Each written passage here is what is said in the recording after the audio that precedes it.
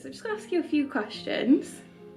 Some are going to be a bit boring, but we'll get to the interesting ones. What got you into tarantulas?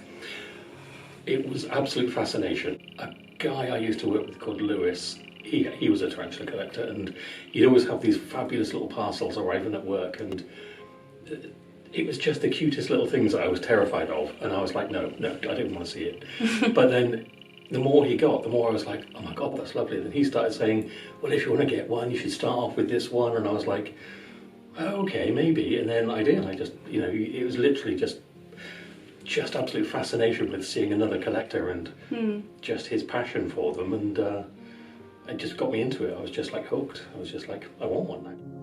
It's so cool to see someone with an animal that you've basically never had any interaction with. Yeah. Literally, to see a mythical animal, because the tarantulas don't exist here unless someone keeps them. It's like they are mythical. But once you got into tarantulas then, who was your first tarantula? Florian Spider, the Grammostola pulchra. I didn't realise at the time how kind of hard they were to find. Because when you start getting tarantulas, you start keeping an eye out for them and seeing what's around. And she was my first, and because she was, described as the hamster or the Labrador of tarantulas. So, and she's lovely. I got her as a big sling, tiny juvenile, and a year and a half ago, and she's growing. She's almost like my tarantula representative of my experience, because as she's growing, I feel like as a keeper I am as well, which is, so yeah, Flo was my first. I'm a massive craftwork fan, and she was called Flo. And one of the founder members of Craftwork died, Florian Schneider. Yeah. So Florian Spider just seemed perfect. So I love that. It had to be done. Yeah. But I did the same thing that a lot of people do. When I did my unboxing, I had glasses on, I had a mask on, I was like, and in the end, she was just like, "What are you doing?" And I was like, "Yeah, I don't know." She's a biohazard. Yeah. So yeah. What is your favourite out of terrestrial, fossorial, or arboreal? I started off with terrestrial because when I started I was determined not to get anything other than hamsters, not to get anything that wasn't friendly and wasn't ever going to attack me. But as your knowledge grows, you start to experience, oh okay, so there's tarantulas that live in trees and things. So as your knowledge grows, so does your understanding and your interest. So now it's all three, because each one of them contributes to what you need to learn. When you get a tarantula, you want to know how to keep it well. So I don't think there's anything better for expanding your knowledge than buying that tarantula. And before you get it, you read as much as you can, you watch videos that you can, because you want to look after it. So I think having a selection of everything as much as you can is probably the best way to sort of expand your knowledge and understanding. Yeah. And research is great, but nothing compares to practical experience. No, research is literally just calm reading. Yeah. Practical experience is panicking, thinking, am I doing this right? and then slowly thinking, yeah, I might be okay. Yeah, they're okay, I think, yeah. Waking up every morning have I killed them all yet? Yeah, that's it. Yeah. So, classic question, Old World or New World, and why? For exactly the same reason as terrestrial, arboreal and fossorial.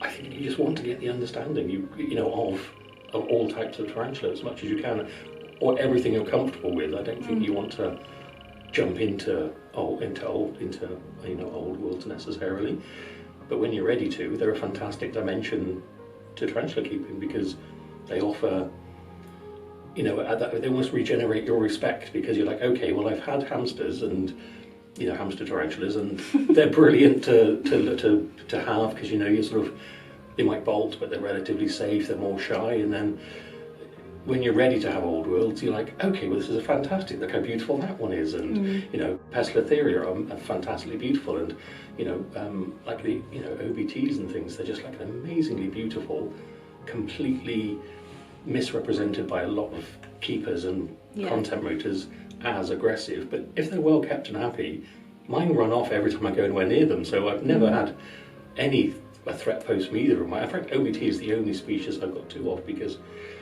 they're just lovely little things to keep, and once you realise that they're not going to try and kill you in your sleep, they're just lovely little things. It just expands your knowledge of what you can, what you want to keep. Yeah, old worlds are just like quietly confident, and new worlds are just like divas. They're like, do you not know who I am? Yeah. It's like, how dare you?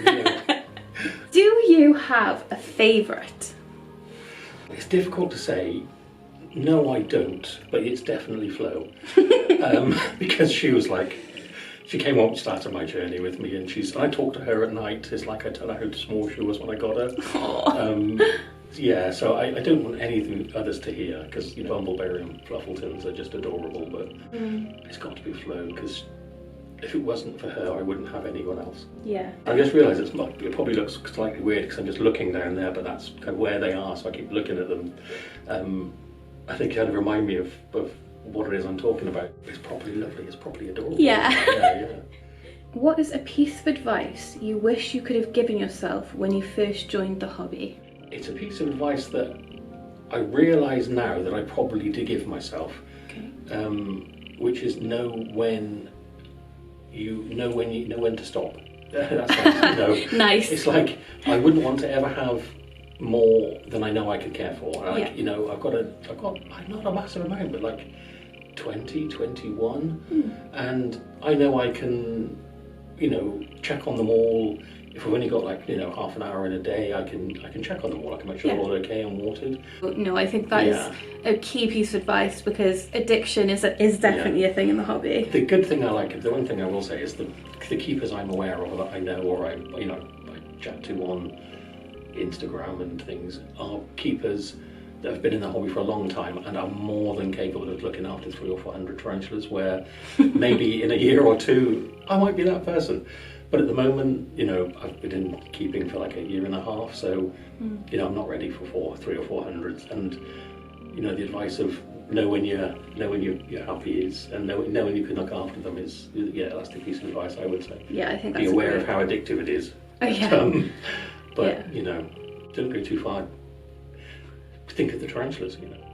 What is the most interesting thing that has happened to you whilst keeping tarantulas? It's probably something I shouldn't be admitting to, but I think I admitted to it on a post on Instagram. I say goodnight to everyone before I go to bed.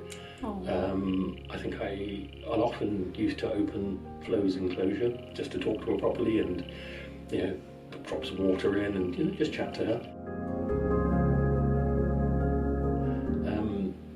And I came home from work the next day, and as I looked over, I could see the lid of an enclosure, and I thought, that doesn't look closed.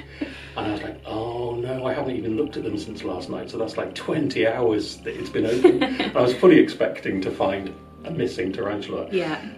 Went over, and Flo was just still in her hide, looking up at me, going, "Yeah, it's a bit breezy. Ventilation's one thing, but get the lid shut." So yeah, the most interesting thing for me was that the fascinating thing is, some tarantulas, you open the lid and they're trying to escape before you get you put the water in. Yeah. But Flo was so happy and content in her little enclosure that she was just like, "I'm staying here." Yeah. Whether she came out, had a look around and went back, I don't know.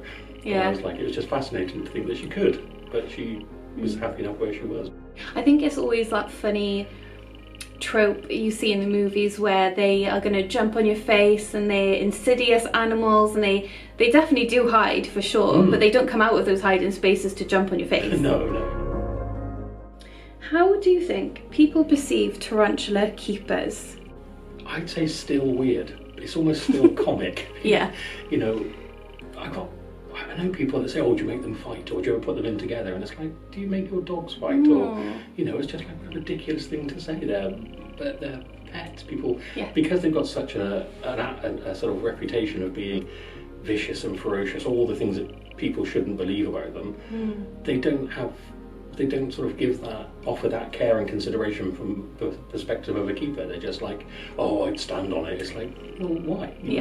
I wouldn't come around to your house and say, "I'd stand on your dog." It's like, they just don't think people get it, and it's a shame really, because it's all down to sort of media and idiotic keepers that won't take a picture or a film of a tarantula until they're wearing it up and made it angry, and everyone thinks that's what they are. I think there's still a vast majority of people think tarantula keepers are weird, probably because they don't understand how amazing tarantulas are.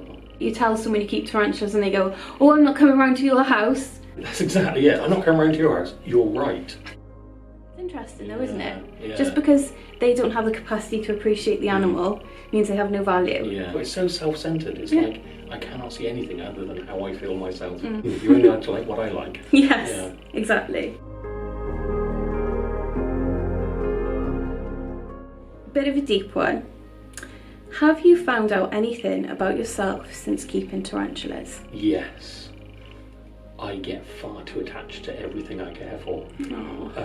I cannot tell you how much they all mean to me. Every one of them is just like so dear and precious, and I can't, I didn't realise I'd get so attached to them. You know, for something that I've probably never touched, I can't believe how much they mean to me. And I think I wasn't expecting to get so attached to them. I look at them some days and think, I want to cuddle you, but never actually touch them. It's like, I didn't realise that about myself, that I would get so attached to something I was literally so terrified of 2 years ago. I thought they'd be almost like living art that you take care of, but you just look at, but I didn't realise, I just wasn't ready for how much I care about them and love them. One thing I want to ask everyone in this series is, what is the most important thing you could tell someone thinking about getting into the hobby? Research. Masses of research. Watch as many videos as you can, read up everything you can, and then you'll soon quickly learn which YouTubers and Instagrammers are genuinely respectful keepers and you can learn a lot from, and you'll soon see which ones are just sort of glory seekers that have a prop, not a pet. And be confident as well. Just, get what you're happy with. Don't go in too deep too far. Don't make your first tarantula an OBT. They are perfectly safe, but it shouldn't be your first tarantula. Listen to advice, definitely. And I was lucky enough that I found some YouTubers and tarantula keepers that I just had the feeling from watching them that they really cared and had a lot to share and wanted to share advice. Watch a lot of YouTube videos, sort of work out who it is you know, who you can sort of respect and trust, and just do tons of research.